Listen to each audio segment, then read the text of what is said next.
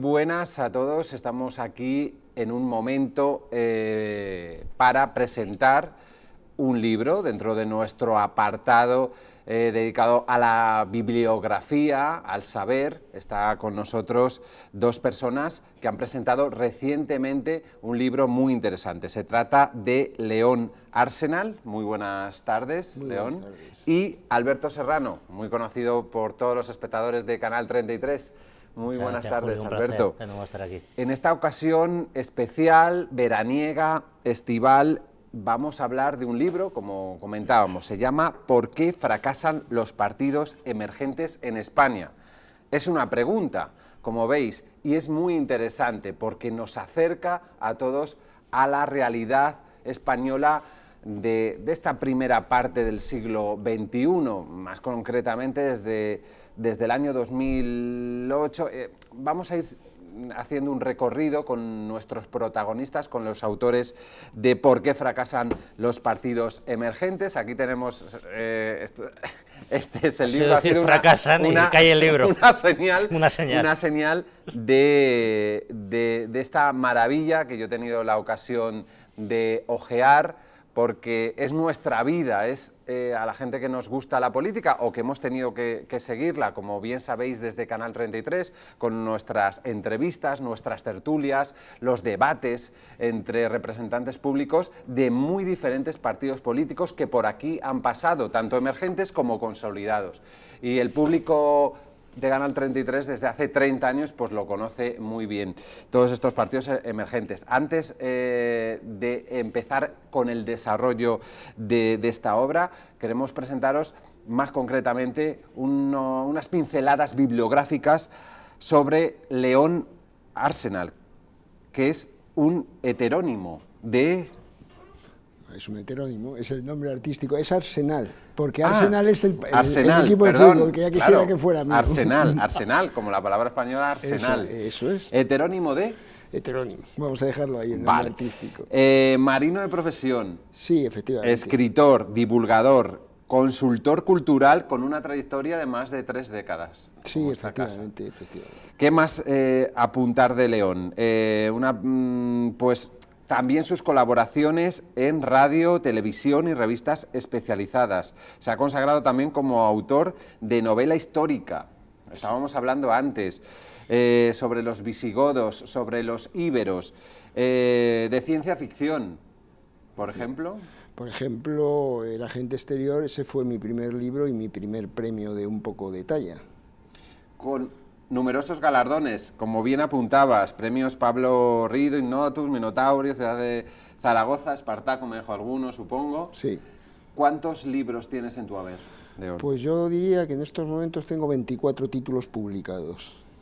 24 títulos publicados. Es que para vivir de escribir en España hay que escribir mucho. Es que no se puede hay que escribir mucho. Por ahí. Y al hilo de esta nueva creación hay que contar que fuiste uno de los fundadores y militante de UPyD, de Unión, Progreso y Democracia. Sí, bueno, estuve en la fundación, realmente. Es decir, fundador, estuve en la fundación desde el principio, aunque los fundadores... Casi como medio fundador, sí, pero bueno, fundadores fueron ese grupo que firmó la constitución de la organización, por ser un poco precisos. Sí. Y bueno, has ampliado tu labor como pensador, promoviendo un discurso que integra la cultura, la tecnología y la política. Muchas gracias por estar con nosotros, León. Y Alberto Serrano, ¿qué contar de esta maravilla de abogado, politólogo, tertuliano, televisivo y radiofónico y autor especializado en gestión pública? Recuérdanos que fuiste concejal del Ayuntamiento de Madrid. Sí, de Latina y de Hortaleza, aunque mi auténtica vocación de toda la vida ha sido ser docente, respecto a la cual yo digo también, que llevo trabajando de docente que tenía 12 años. Es que tenéis tanto, es lo que tiene, tanta experiencia que claro, se me olvida alguna, entre ellos docente. Y escribir, por supuesto. Estuviste en Ciudadanos, esos 4 años, entraste por Ciudadanos tras llegar en el último puesto de la candidatura, que siempre lo comentas, porque es importante, es importante. Desde este puesto te convertiste en gestor responsable de grandes retos municipales, como la reconversión del Palacio de Hielo como morgue durante la COVID, la reactivación de los primeros mercadillos tras la pandemia, los contratos de emergencia o la gestión de la borrasca Filomena en tus 2 distritos, y que podemos también adentrarnos en todo esto que apunto en un libro que escribimos don Enrique Riobó y servidor sobre la... prologué yo mismo. Y que prologó señor que me acompaña, Alberto Serrano. Pues hice todas esas cosas porque siempre he tenido mucha imaginación, y es porque siempre me ha gustado mucho leer y escribir. Leer y escribir, por ejemplo, el último ejemplar antes del que nos encontramos aquí, que no quiere ponerse en pie, que se llama Un político en minúsculas, el año pasado, ¿no? Era sobre tu el año gestión, pasado publiqué el libro Un político en minúscula, y este año pues este que tenemos delante. Y antes de empezar me gustaría decir que ha sido un auténtico honor escribir con León Arsenal, porque es un señor que llevo yo leyéndole de hace 15 años probablemente. No nos conocíamos siquiera y yo ya le admiraba de esos libros tan maravillosos que tiene, en concreto de los visigodos espectacular, carlistas espectacular y otros tantos que tiene que son una auténtica maravilla. Y hoy te lo digo directo en la tele, porque la verdad ha sido un placer leerte durante tantos años, León, y compartir contigo un libro, pues imagínate, menos sueño. Ahora profundizamos en ese libro, pero por terminar con tu biografía, esas pinceladas, Alberto, tienes libros sobre gestión pública, lo hemos dicho antes, sobre la esencia de la profesión política, las claves para ponderar la gestión institucional, aunque te defines como un vecino corriente de Carabanchel que entró en la política municipal para servir a los ciudadanos. Así es. Creo que ha quedado claro la larga trayectoria y currículum de estas 2 personas que nos acompañan para presentar este fabuloso ejemplar, El fracaso emergente. ¿Por qué fracasan los partidos emergentes en España? Y el caso de Ciudadanos, que queda como casi un subtítulo. Pues empezamos. ¿Qué os motivó para escribir este libro? León, por ejemplo. Bueno, pues porque realmente España parece vivir en el día de la marmota. Ahí donde en otros países europeos han surgido nuevas opciones políticas, aquí una y otra vez surgen simplemente para marchitarse, como hemos querido ejemplificar en esa flor seca surgiendo una urna electoral. Entonces queríamos compartir un poco una experiencia muy distinta, pero sobre un tema sobre el mismo tema de por qué los partidos emergentes no logran cuajar cuando ya parecía que estaban encarrilados a de verdad abrirse un hueco en la política española y por tanto mediatizarla. El libro arranca con la definición de partido emergente. Alberto, ¿por qué es tan importante definirlo para comprender la actualidad de la política de los últimos años en España? Bueno, partimos de ahí. Este libro, como tantas cosas en la vida, surge tomando unas cañas con amigos. En el caso con León, nos juntamos, nos interesaba el tema, vimos que no había nada escrito y dimos un paso al frente. Yo personalmente me he entretenido muchísimo escribiéndolo y soy de los que pienso que lo que a mí me gusta, pues le puede gustar a los demás. Esto, como bien has dicho tú, una presentación, es historia nuestra. Claro. Es historia nuestra. Este fenómeno de los partidos emergentes. Hay 2 grandes partidos en este país, por supuesto, y luego están estos otros satélites que tratan de hacerse un huequecillo, lo consiguen, estos pequeñiñines, ¿no? De algún modo, bueno, que comenzó, de la política. Podemos decir, efectivamente. En la restauración, la segunda restauración borbónica en España, con el último periodo democrático desde el año 75-77, empezó con Centro Democrático. Sí, por supuesto. Social. Son partidos, como comentáis en el libro, que están vinculados a periodos de crisis, ¿no, Alberto? Bueno, yo creo que sí. Yo creo que en España, pues si todo va con normalidad, pues ya hay suficientes partidos políticos para cubrir las necesidades de la gente. Pero de vez en cuando, por lo que sea, nos tiramos de los pelos y buscamos alternativas, ¿no? Alternativas que normalmente pues, no tienen mucho recorrido en la historia de los últimos 45 años de democracia. Pero bueno, nosotros a través de este libro pues, tratamos de ver pues, un poco esa efervescencia de los partidos de emergencia, para que se van a comer el mundo, y luego pues lamentablemente terminan pegándose una torta por una serie de factores que narramos en el libro y que no dejan de ser un poco divertidos, si quieres, vistos ya desde fuera, ¿no? Concretaremos luego en esos partidos con nombre y apellidos, pero primero los conceptos del libro, el reactivismo, ¿qué significa y por qué este rango de fortaleza y de debilidad estructural al mismo tiempo? En la mayor parte de los partidos emergentes, déjame que te haga un inciso, hemos querido acotar con el nombre emergentes a partidos que al menos logran asomar la cabeza. Y porque en España hay más de 7.000 partidos registrados. Más de 7.000 partidos. Y entonces por eso, podríamos hablar de que existen muchos partidos, sujétame el cubata, de 4 amigos que se juntan y deciden montar un partido y realmente nunca llega a despegar. Pero hoy en día necesitas firmas para presentarte a las elecciones, cosa sí, pero que para, al principio para montar un partido necesitas 3, y existen miles de partidos locales, y muchos de ellos activos. Hay un montón de municipios, existen partidos que tienen X concejales y que a veces marcan el paso. O sea, lo que sucede en la política nacional pasa desde hace mucho en muchos de los 8.000 municipios españoles. Un partido con 1, 2, 3 concejales y está marcando el paso porque él decide si gobierna uno de los grandes. Pero bueno, sistema proporcional español es así. Reactivismo es un palabra, pero lo que quiere decir es que muchas veces estos partidos, y ahí ya está una de sus problemas letales de nacimiento, nacen simplemente como una reacción. No nos gusta esto, entonces vamos a hacer algo. No nos gusta la política que sigue esto, y entonces montamos un partido. Y son puramente reactivos. Entonces es como si, vamos a decir, reactivos, no tengo dinero, voy a hacer algo ya, pero ¿qué vas a hacer? Y el problema es que no saben qué van a hacer. Y entonces nacen como reacción, pero después, pues ¿qué hacen? Pues no tienen propuestas. Vamos a ponerlo sobre la mesa el ejemplo concreto de UPyD. UPyD nació, como creo que todo el mundo de una cierta edad conoce, en España, por una reacción de Rosa Díez después de perder unas primarias con el Partido Socialista. Bueno, no es exactamente... Si me cuéntanos, no, por supuesto. UPyD justamente tuvo un comienzo mucho más sólido que muchos partidos reactivos, porque lo que UPyD nace, sí es verdad que nace como reacción, más bien desde la izquierda hacia las políticas de Rodríguez Zapatero, pero desde el principio nace con un proyecto ideológico, al menos muy sólido, elaborado por Sabater, que no es precisamente un peso ligero de la filosofía. No. Pero existen muchos partidos, pero efectivamente luego tomó unos derroteros que te pueden gustar o no te pueden gustar. Pero aterricemos un poco sobre esos errores que cometió UPyD, para ir poniendo ejemplos que aparecen en el libro. Bueno, UPyD, por ejemplo, cometió un error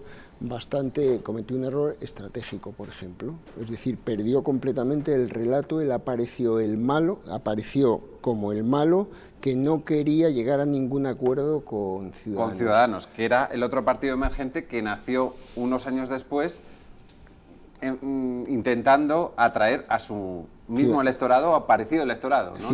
Ciudadanos y UPyD, entonces Ciudadanos, en su primer... Ciudadanos nació antes en Cataluña, pero en su primer intento de desembarcar en la política nacional, en las elecciones del 2008, UPyD los trituró.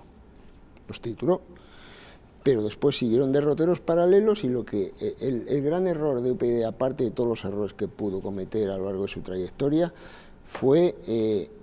perdió la batalla de la imagen.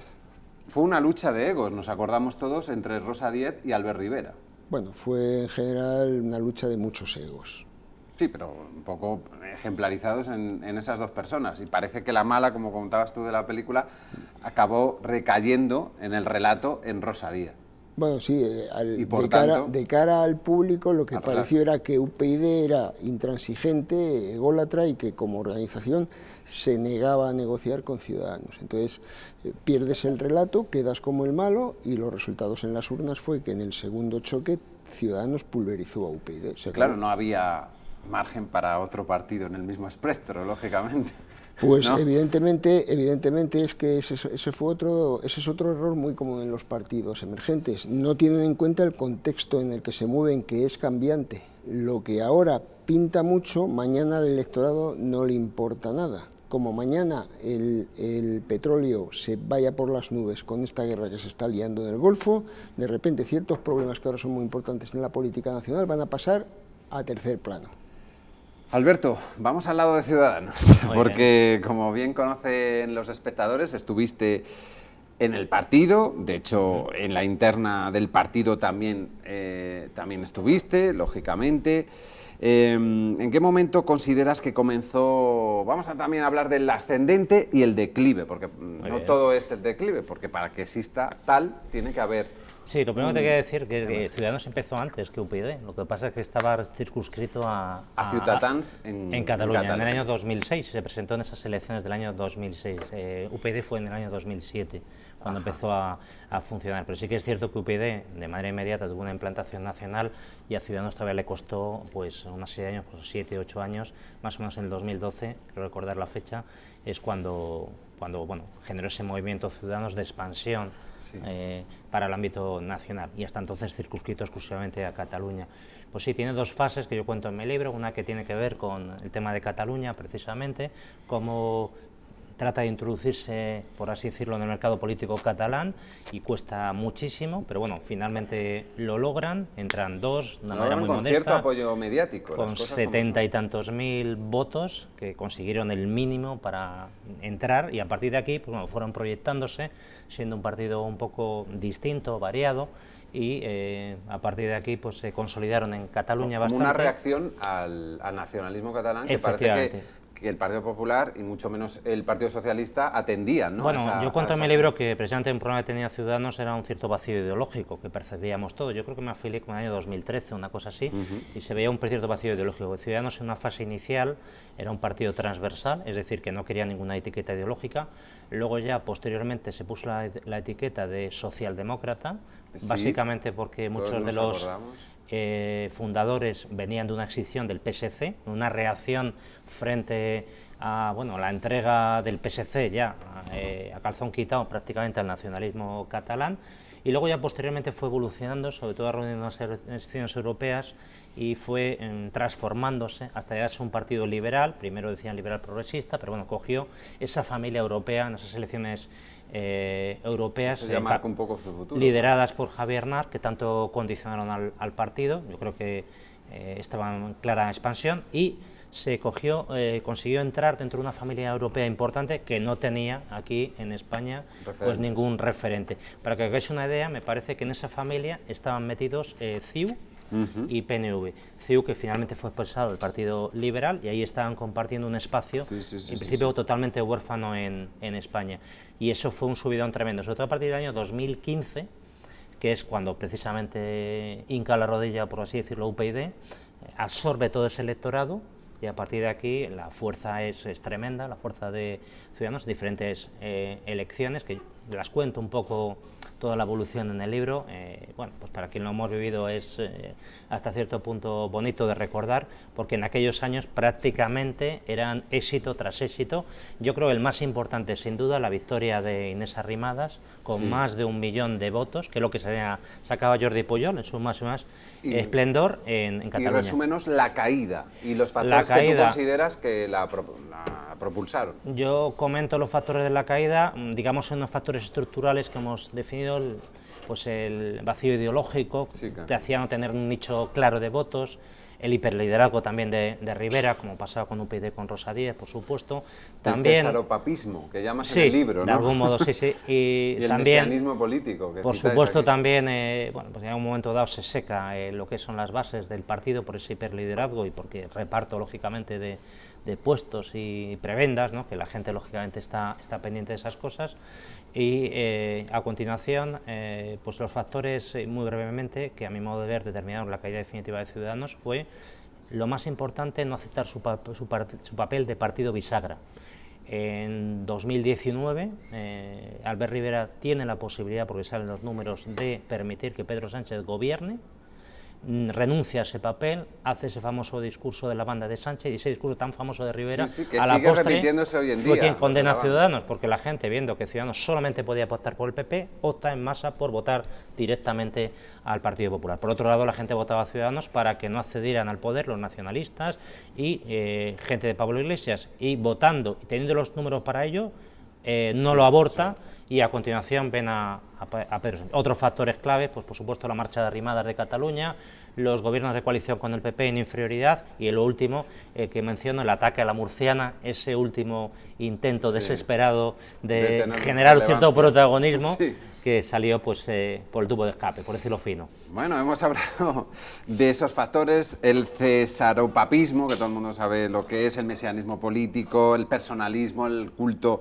al líder y también otro factor importante, León, la falta de implantación territorial que tienen estos partidos, la base, las casas del pueblo, ¿no? Efectivamente, hay un problema con estos partidos y es el desdén por el ámbito municipal. Y el ámbito local, hay que recordar que un partido emergente que ha sobrevivido, que fue Vox, sobrevivió no consiguiendo diputados nacionales, o sea, diputados las primeras elecciones, pero consiguió concejales y ya tenía un anclaje, aunque fuera débil. Se tiende, también es verdad que el mundo municipal se las trae, desde luego, pero sencillamente el desdén a la política municipal es un factor que estos partidos de las grandes ideas se vuelve mucho en contra de ellos y además no aprenden de los errores, es decir, la gente, pasa una cosa con la política, la gente que viene de diferentes campos parece desdeñar la política, piensa que la política la puede ejercer cualquiera con sus ocurrencias y las cosas no son así, esto es un territorio muy complicado. La ley electoral, que no hemos hablado, y sobre todo la circunscripción provincial que daña a pequeños partidos que no logran más del 15% Por supuesto, de los votos. Los grandes partidos tienen implantación en todo el mundo, en toda España, y eso es una ventaja potencial muy importante. Como dice León, yo creo que además los grandes partidos van adaptando un poquito su discurso, porque la gente quiere oír aquello que les es propio, y eso es un problema que en general tienen los partidos emergentes. Por ejemplo, en Ciudadanos, una de las partes que funcionó bastante bien fue porque consiguió de algún modo el discurso de Ciudadanos adaptarlo a la realidad que fue en Andalucía. Juan Morín fue uno de los grandes, yo creo, por supuesto también en Cataluña Arrimadas también, pero ese, digamos, discurso con acento regional, si me permite la expresión, yo creo que eso enganchaba muchísimo a la gente, que es lo que tienen habitualmente los grandes partidos. Los grandes partidos, el PP y el PSOE. Los medios de comunicación y las redes sociales, importantísimo en esta época que estamos hablando. Pues fíjate, eso es uno de los grandes errores, pero de casi todos los partidos. Los partidos implantados y los emergentes consideran que con los ciberactivistas se cubren las redes sociales, con lo cual lo que consigues es reunir una turba de energúmenos que se dedican a insultar como si no hubiera un mañana, así hablando en plata. Y eso causa muy mala imagen, atraes tu parroquia de extremistas, pero pierdes completamente gente un poco reflexiva. O sea, la gente dice, me meto a ciberactivista y se pone en Twitter a decir barbaridades. Así, bueno, y aún sigue, o sea... Es un poco el ejemplo de se acabó la fiesta de Alvise. Se acabó la fiesta... Se acabó la fiesta, es todo lo contrario, es el uso muy... Es el uso muy inteligente, que además eso ha sido un terremoto, es decir, es el primer partido que sin pasar por las orcas caudinas de los grandes medios, porque no le llamaban ni Dios... No, me siguen llamando. Pero con una campaña en TikTok consiguió diputados europeos. Pero es el caso de un señor en concreto, que es Alvise Pérez. No es una horda de gente tecleando tras seudónimos, insultándose unos a otros, no. Es un señor Alvise Pérez haciendo un discurso que poco a poco se fue trufando de inexactitudes y sus juicios le ha costado, pero que, por muy radical que fuera, ponía datos en la mesa. Y entonces ese mix de mitin y datos le vino muy bien y, sobre todo, causó mucho pavor entre los partidos asentados y los medios porque demostró que ya no había que pasar por los circuitos tradicionales para conseguir ganar. Es que los medios cada vez tienen menos relevancia en ese sentido, ¿no? Porque demuestra este caso de que no es imprescindible. Exacto, no es que no tengan relevancia, es que no son imprescindibles. Háblanos de Vox. Antes ha apuntado algo León. ¿Cómo lo ves? ¿Ves que va a seguir el ciclo de auge y caída o estamos ante un partido que ya se va a consolidar teniendo en cuenta que en otros países está ya muy potente o gobernando? Pues mira, yo en ese tema discrepamos dentro del libro, León y yo. Eso también es interesante. También es interesante porque no es solamente un libro, digamos, con una dirección. Aquí todo el mundo opina lo que quiere, por supuesto, lo más importante es lo que opina el lector. Yo pienso que tiene margen de consolidarse, quizá a la baja, pero tiene margen de consolidarse y ser un como partido, una especie de izquierda unida. Sin embargo, León piensa lo contrario, piensa que es un partido que también se va a terminar de algún modo diluyendo, es un partido también emergente, pero yo creo a día de hoy, no sé si es porque tengo en general tanto cariño a los partidos emergentes que me cuesta de algún modo considerar que van a terminar desapareciendo, pero yo creo que tiene un cierto margen porque maneja un discurso propio, de tal manera que yo pienso que muchos de sus votantes, si no votaran a Vox, no votarían a nadie a día de hoy. Antes votaban al PP y ahora tú crees sí, que no pero votarían han evolucionado, a nadie. yo creo que han evolucionado y que en ningún caso echarían el freno atrás, por así decirlo, y volverían otra vez al redil. Entonces yo creo que por ahí tiene un cierto margen de consolidación, siempre estamos hablando de la baja. Sí. ¿Vale? Y por supuesto tiene un factor de regeneración en la vía democrática que ahora mismo representa a Vox, que como no lo representa ningún otro partido, tiene ese extra, yo creo que de votos, de gente que quiere regeneración y hoy por hoy pueden entender que Vox es el partido, y como no ha pisado moqueta, pues lógicamente es lo que más lo representa. Okay. Hablemos, que conoces también ese espectro político, Podemos, bueno, Sumar, que no es ni un partido político. ¿Cómo los ves? A ver, que ya no es tan emergente Podemos, pero Podemos puede volver a reflotar. ¿Quién sabe? Vamos a ver, el problema de Vox, como el problema de Podemos, es que, mira, por decirlo muy rápidamente, que en la tele el tiempo es oro, lo que diferencian los partidos emergentes de un partido consolidado es lo que diferencia una secta de una religión. Una religión tiene un corpus ideológico que el que llega se tiene que ajustar. O sea, no va a decir ahora el Papa que el Espíritu Santo no existe, pues van a decir los católicos, pero ¿qué me estás contando? En cambio, una secta depende de la ocurrencia del día del líder, que ella siempre están los ratones detrás convirtiéndolo en parte del corpus. De hecho, las sectas que han logrado convertirse en grandes religiones es porque sus líderes carismáticos tuvieron la amabilidad de morirse jóvenes, entonces no les dio tiempo a estropearlo mucho. Pero tú ves que Podemos, Vox y ahora el PSOE ha seguido ese camino inverso, se han empobrecido pues porque no hay ninguna ideología ahí, lo que está es la ocurrencia del líder. El PSOE, por ejemplo, me recuerda que ha retornado al aspecto, o sea, a la etapa secta, porque al fin y al cabo ha desmontado todo su corpus ideológico para amoldar a los pactos de su líder. Pero yo lo que digo es que cuando tú estás exterminando a todo el que no piensa como tú, y los liberales se han ido de Vox, por ejemplo, y tal, estás construyendo partidos endebles, que luego llega un partido más sólido y te lleva por delante. Claro, porque son partidos de amplio espectro, que le llaman que te comen. Estamos en la lógica difusa, es decir, no sabemos qué va a pasar. Vamos a hablar con Alberto. La última pregunta. Si hoy alguien quiere fundar un partido político nacional en España o local, ¿qué consejos le darías para que no se dé el leñazo? Pues yo he sido un político muy malo, por tanto, todos mis consejos probablemente sean lo contrario, les va a ir a bien en la vida. Aparte, bueno, pues, pero yo creo que lo que es importante es tener unas buenas estructuras. Perdón. Entonces, yo lo comento en mi libro. En mi libro comento que hay una serie de elementos en los cuales los partidos emergentes están en clara inferioridad. Por ejemplo, una buena base, una buena estructura, digamos que genere sustento. Entonces, todos estos elementos que yo recomiendo en mi libro para formar un partido, que es la esencia de un partido, bueno, un partido, la esencia es representar una determinada ideología. Yo, por ejemplo, critico un poco en Ciudadanos que apenas había debates ideológicos. Bueno, pues vamos a fomentar una determinada ideología, vamos a atender al ciudadano, vamos a establecer una estructura, vamos a establecer diferentes sensibilidades a nivel territorial también.